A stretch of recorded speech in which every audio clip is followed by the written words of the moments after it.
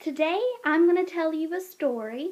It's actually one of Aesop's fables, and it was set in a nice big field out in the country where the grass was as green as could be, and the sky was bluer than the bluest diamond, and it had puffy white clouds up there.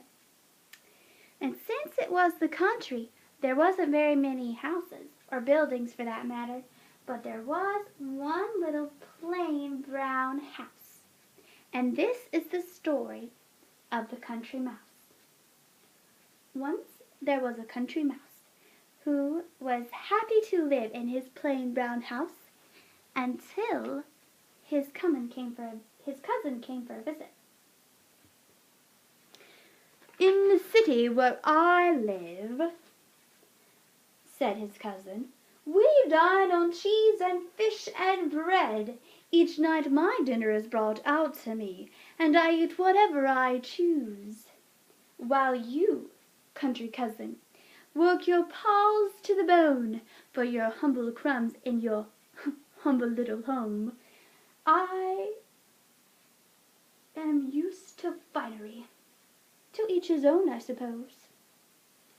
Upon hearing this, the country mouse looked at his plain brown house, and he wasn't as satisfied anymore. "Why should I hunt and scrape for food to store?" he said. "Cousin, I'm a-comin' to the city with you." So off they went to the fine townhouse of the plump and prosperous city mouse. "Shh," said the city mouse. "The people, they're in the parlor.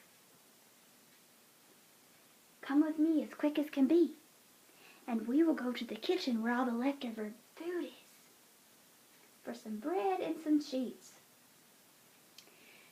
Then he showed his wide-eyed country cousin the table with all the leftover food. "You smell this? It's freshly baked bread. Something I bet you've never had in your humble little home," he said.